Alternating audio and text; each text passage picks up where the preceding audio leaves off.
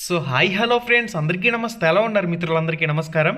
Friends, డిఎస్సికి సంబంధించి మనకి చాలా ముఖ్యమైన అప్డేట్స్ అయితే రావడం జరిగినాయి. వీడియో చూస్తున్న ప్రతి ఒక్కరు లైక్ చేయండి, మీ ఫ్రెండ్స్ అందరికి కూడా షేర్ చేయండి. 15లోగా మెగా డిఎస్సి ఫలితాలు, 16 నుంచి సర్టిఫికెట్ల పరిశీలన, నెలాఖరుకు పోస్టింగ్ అంటూ మనకి ఆంధ్రజ్యోతి న్యూస్ పేపర్లో మెయిన్ ఎడిషన్లో ఫ్రంట్ పేజ్లో రావడం జరిగింది. 16 నుంచి సర్టిఫికెట్ల పరిశీలన, నెలాఖరుకు పోస్టింగ్, 16,347 మంది టీచర్లకు సంబంధించి వారాంతాల్లో శిక్షణకు ప్రణాళిక అంటూ మనకి మెయిన్ ఎడిషన్లో రావడం జరిగింది.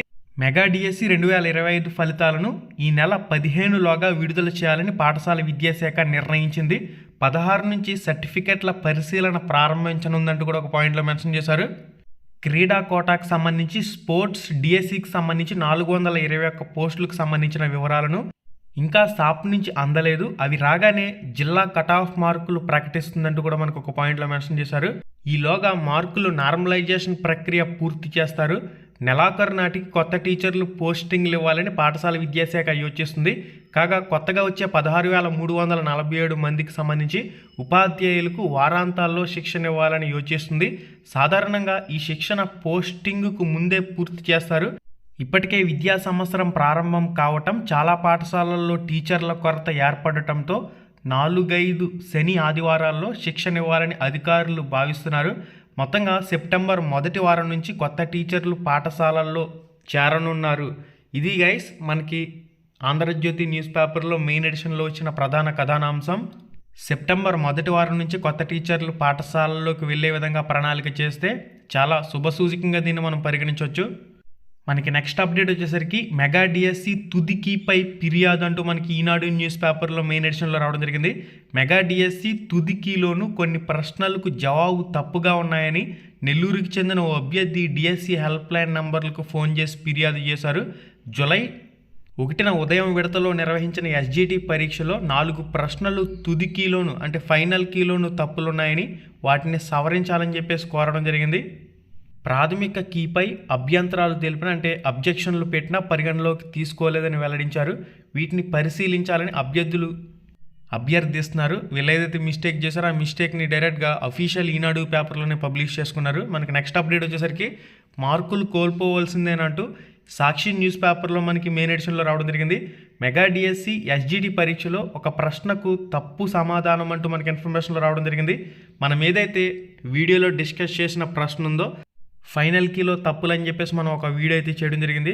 ఆ వీడియోలో ఏవైతే తెలుగు ప్రశ్నలు డిస్కస్ చేయడం జరిగిందో దానికి సంబంధించిన ఒక ప్రశ్నకు సంబంధించి మనకి సాక్షి న్యూస్ పేపర్లో ఆర్టికల్ అయితే రావడం జరిగింది. మీరు ఇక్కడ క్లారిటీగా చెక్ చేయొచ్చు.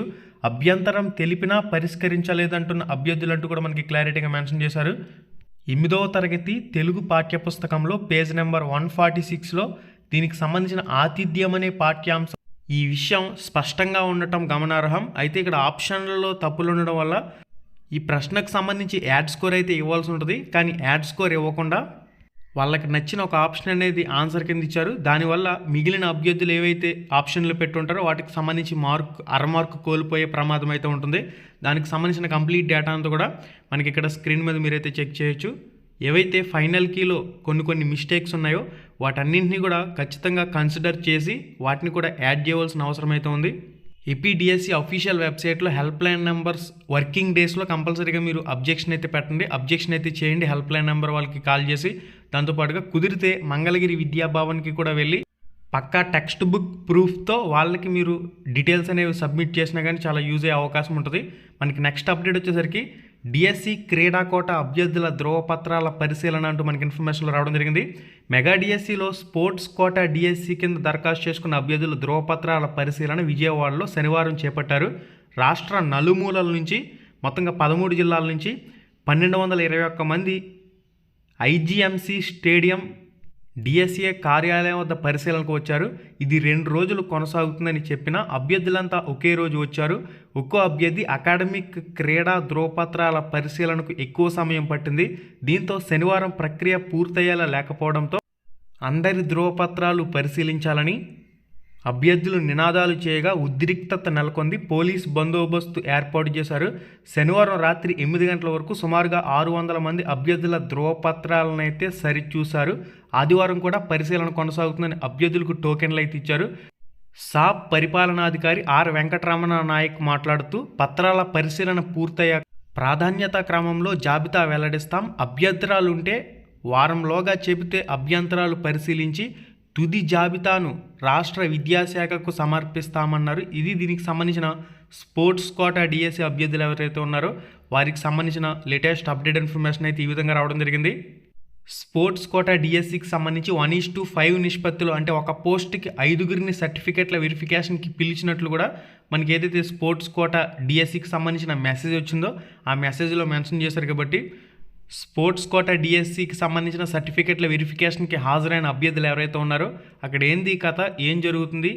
ఆల్రెడీ స్పోర్ట్స్ కోటా డిఎస్సి సర్టిఫికేట్ల వెరిఫికేషన్కి హాజరైన అభ్యర్థులు కంప్లీట్ డీటెయిల్స్ అనేవి కామెంట్ రూపంలో పోస్ట్ చేసే ప్రయత్నం చేయండి. మిగిలిన వాళ్ళకి సంబంధించి కూడా యూజ్ అయ్యే అవకాశం అయితే ఉంటుంది. ఇది గైస్ ఆంధ్రప్రదేశ్ డిఎస్సికి సంబంధించి ఇప్పటి వరకు ఉన్న తాజా లేటెస్ట్ అప్డేట్ ఇన్ఫర్మేషన్. మరింత అప్డేట్ ఇన్ఫర్మేషన్ అది ఎప్పటికప్పుడు మీకు మన ఛానల్ ద్వారా అందుతూనే ఉంటుంది. వీడియో చూస్తున్న ప్రతి ఒక్కరు లైక్ చేయండి, మీ ఫ్రెండ్స్ అందరూ కూడా షేర్ చేయండి. 15లోగా మెగా డిఎస్సి ఫలితాలంటూ కూడా మనకి ఆర్టికల్లో రావడం జరిగింది. కాబట్టి ఈ నెల 15వ తారీఖు లోపు ఖచ్చితంగా ఫలితాలను అయితే ఎక్స్పెక్ట్ చేయొచ్చు.